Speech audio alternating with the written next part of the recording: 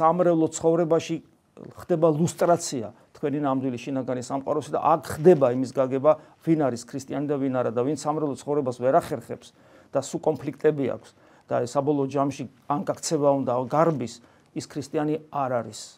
ეს არის დიაგნოზი. შენ თუ ძალა მოგეცება, შენ გააგდებ იმ ადამიანებს, ვინ შენ არ მოგწონს, თუ შენ ამის ძალა არ აქვს, ანუ კრებულისაგან განასხავ, ხოლო თუ შენ ამის ძალა არ აქვს, მაშინ შენ მიდიხარ იქედან, იმიტომ რომ ატანა არ აქვს აქაურობის. და ეს კრებულისაგან განგასხენ თქვენ სწორედ ასეთ ადამიანებს გვეკუთვნის, თუ ჩვენ სიმდაბლით შესაბამისად უმადლოდ ვიმყოფებით ეკლესიაში. როცა ადამიანი ამგვარ მდგომარეობაში იმყოფება, მისი სიმართლე შეუვალია. რატომ? აი ნახეთ როგორ ამბობს არამედ მოვალ ჟამი, რათა ყოველმან რომელმან მოგწყვიდეს თქვენ გონებდეს რა ადამიანს ყოველთვის კლავდა და შეიძლება ადამიანმა ქრისტიანის მოკლას.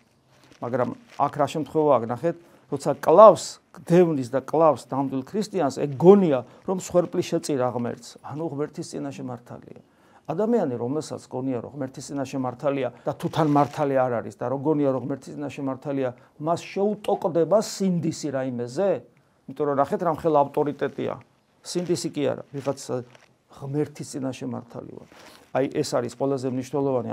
ამიტომ როცა საკუთარ სიმართლეს ღმერთის პედესტალზე დავაყენებ, გამოდის რომ ჩვენ კერთაყვანისმცემლები ვართ. კი შეიძლება მას ქრისტე უწოდო, შეიძლება ყოვლადწმინდა სამება ღმერთი უწოდო, შეიძლება ეკლესიის ავტორიტეტი უწოდო, წმინდა ბაბების და ასე შემდეგ საერთო აზრი, მაგრამ თუ სინამდვილეში ეს ყველაფერი სახელებია და პედესტალზე ჩემი სიმართლე დგას, მე ვარ კერთაყვანისმცემელი ეკლესიის წიაღში და როცა მე ვიღაცას ვექცევი ისე როგორც მინდა რომ ვექცევი, ვერავითარ შემთხვევაში ვეღარ ვნანობ, იმიტომ რომ სინდისი არ შემიტოկდება, იმიტომ რომ მართალი ვარ, იმიტომ რომ ჩემს უკან ღმერთია ოღონდ ჭყალებში.